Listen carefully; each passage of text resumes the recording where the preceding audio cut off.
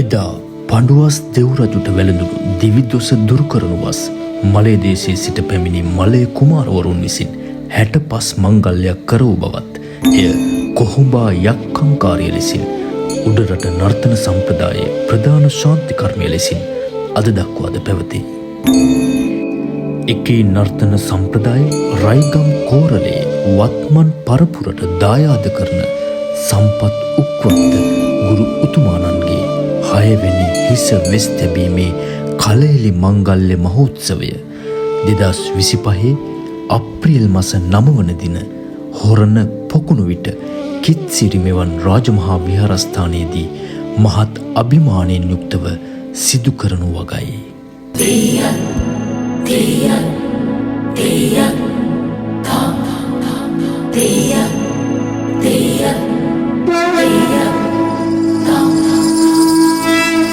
සිරිදරු මලය රට තුන් රාජවර පැමිණ හූපල් පඬුවසුන් දිවිදොස් නැසූ යාගෙන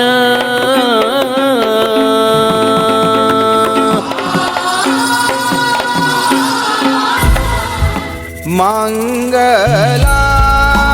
ජය මංගලම් ජය මංගලම් ජය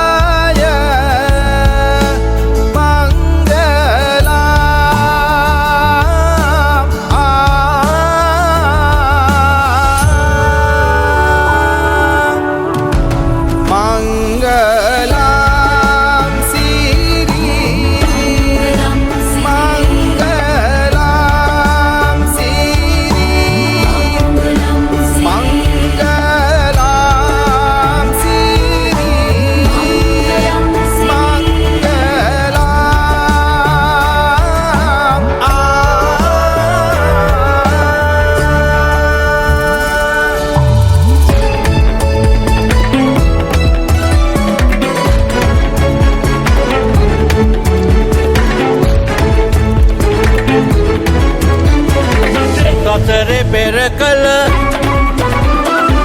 කුසල බලයන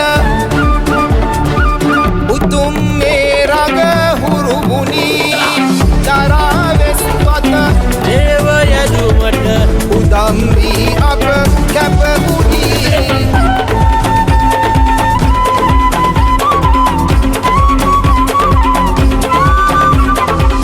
සමමිහි මත දනන් පෙළනා දෝස නසමු